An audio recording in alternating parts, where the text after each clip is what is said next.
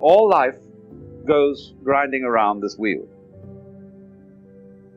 And if you go up, and you succeed, and you get to the top, you have to come down.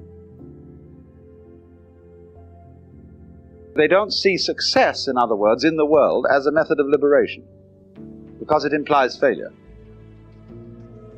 So the idea of liberation, which is called moksha, is the ideal of Hindu life. Wake up, it's a dream.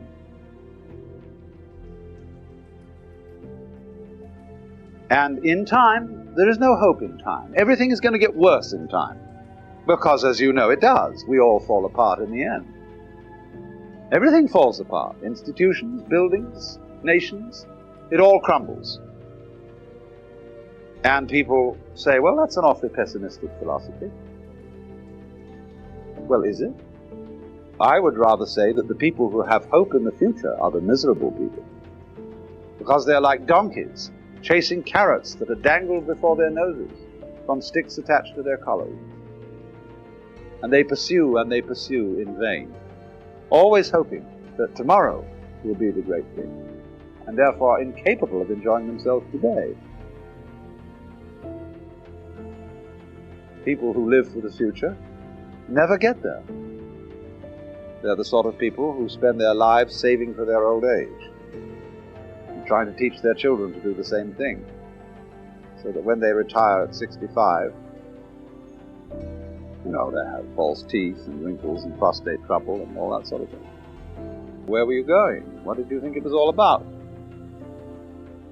Furthermore, the fact that life is transient is part of its liveliness. The poets, in speaking of the transience of the world, always utter their best poetry. Our revels now are ended. These our actors, as I foretold you, are all spirits, and are melted into air, into thin air. And like the baseless fabric of this vision, the cloud-capped towers, the gorgeous palaces, the solemn temples, the great earth itself, aye, all which it inherits shall dissolve. And like this insubstantial pageant faded, leave not a rack behind. We are such stuff as dreams are made of, and our little life is rounded with a sleep. And said so well, it doesn't seem so bad after all, does it? You see, there's always in the poetry of evanescence a kind of funny nostalgia. Moralists will say, those lovely lips which you so delight to kiss today will in a few years rot and disclose the grinning teeth of a skull. So what? The skull says, lying in the grass, chattering finch and waterfly are not merrier than I. Here among the flowers I lie, laughing everlastingly. No, I may not tell the best. Surely, friends, I could have guessed. Death was but the good king's jest, it was hid so carefully. And monks used to keep skulls on their desks. And people nowadays think that was very morbid. I went and visited a chapel in the Via Veneto in Rome, where there's a crypt where all the altar furnishings are made out of human bones. The altars are piles of skulls. There are rib bones arranged across the ceiling like floral patterns, with vertebrae representing flowers. And they're all dead Capuchin monks. And there's a funny little monk collecting the admissions up at the top. And he has one of the funniest grins on his face I've seen in a long time. I said to him, on the day of resurrection, there's going to be an awful lot of scuttling up this narrow staircase. People trying to reassemble their bones. Oh, dear Father, isn't that my fifth metatarsal? So, the whole idea, you see, is that everything's falling apart. So don't try and stop it. When you're falling off a precipice, it doesn't do you any good to hang on to a rock that's falling with you. See? But everything is doing that. And so, again, this is another case of our completely wasting our energy. in trying to prevent the world from falling apart. Don't do it. And then you'll be able to do something interesting with the free energy. So that's moksha. Because when the Hindu says everything is unreal, the Westerner reacts and says, no, you can't treat life as a dream. It's serious, it's real, it's for real. Well, what do you mean by it? How real do you want it to be? This is, in other words, everything, insofar as it's falling apart, everything is changing, it is like smoke. And we all feel that smoke has a lesser degree of reality than wood. It's an image of the evanescent, of the ghostly. So there's this idea the whole world is this mirage. That doesn't mean it's a bad thing. It's only bad if you cling to it, if you try to lean on it. But if you don't lean on it, it's a grand illusion. So the word maya means not only illusion, but it means art, it means magic, and it means creative power. So this is the big act.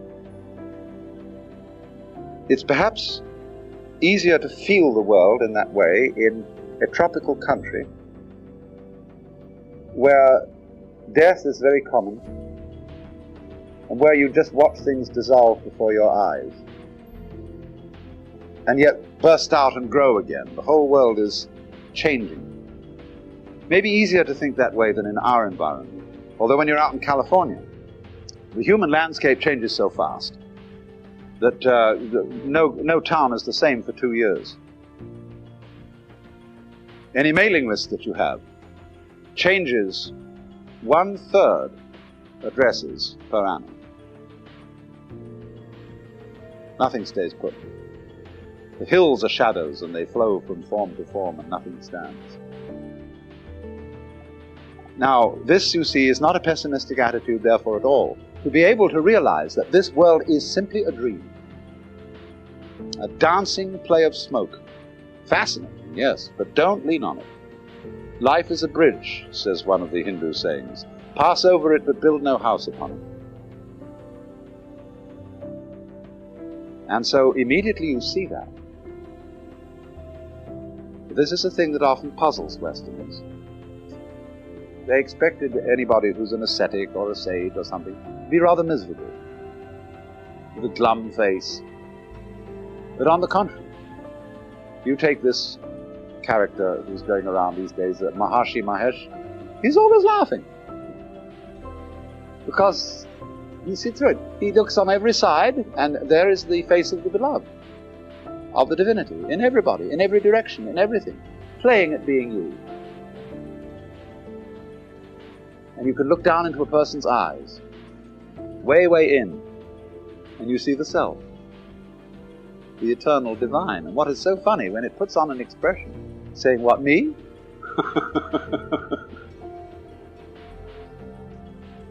And the guru, the teacher.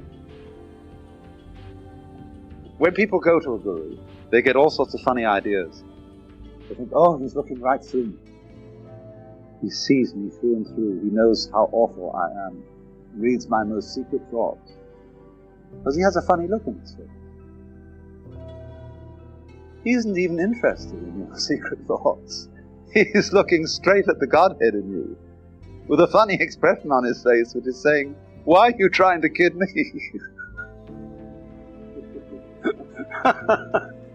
Come off it, Shiva, I know who you are.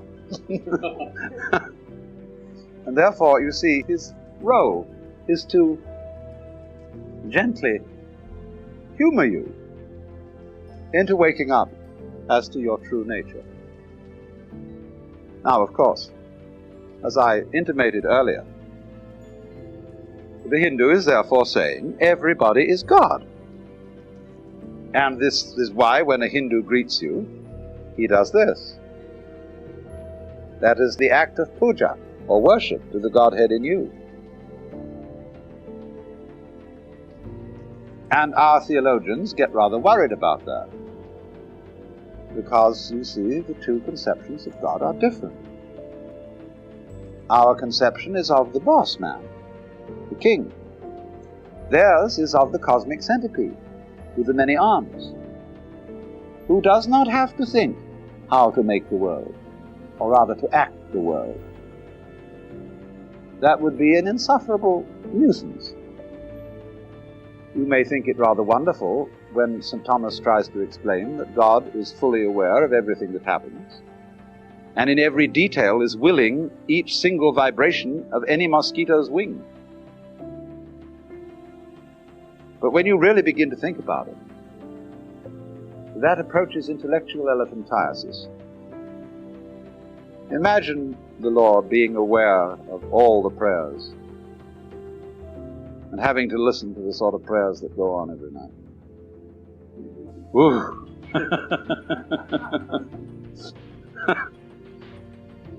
God heard the embattled nations shout, "Gott strafe England," and "God save the King." God this, God that, and God the other thing. Good God, said God, I've got my work cut out.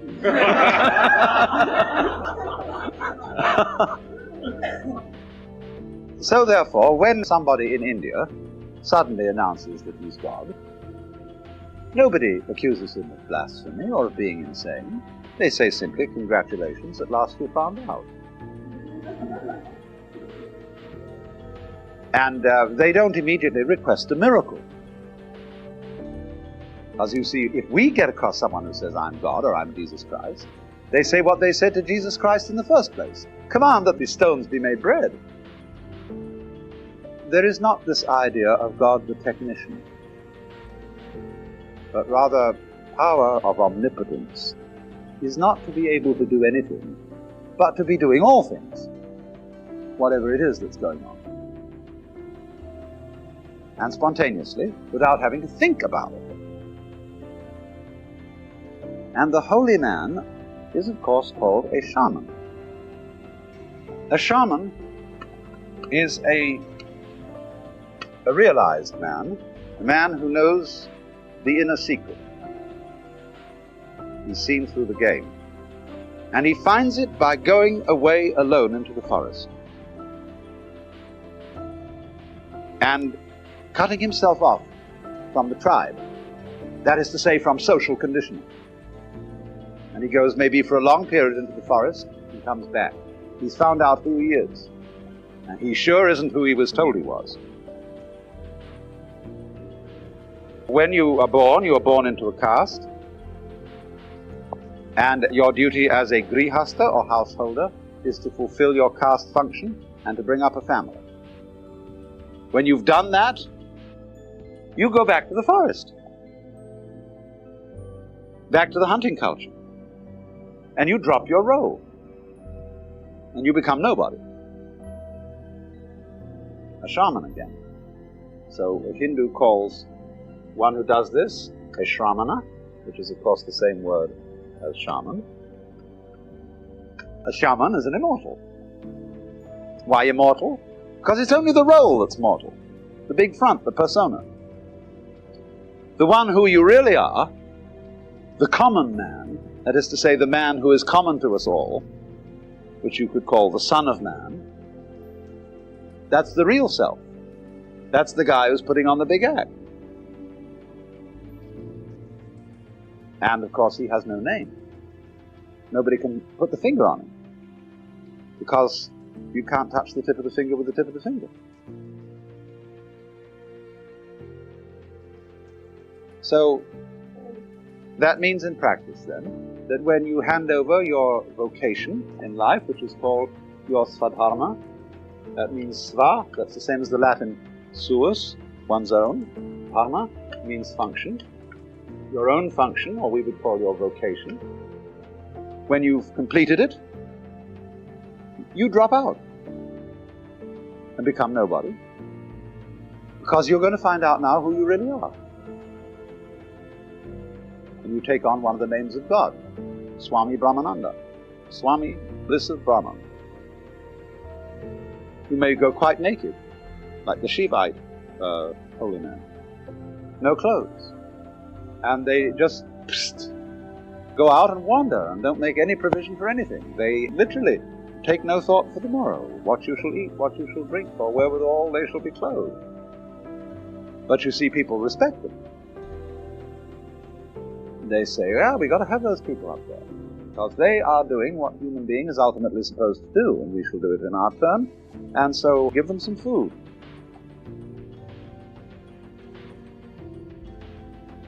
And we can look at it all and say, what a mess. Why don't you do something for yourselves? Why don't you kill the sacred cows and eat them? Why don't you clean up? Why do you permit all this disease? Just try and see something from another point of view for a change. Just look at it from another point of view. And they would smile at us and say, you really think it's as real as all that? Have you never experienced what's on the inside of this game? See, the trouble with you Westerners is you've never experienced this. You never got down to the root of reality.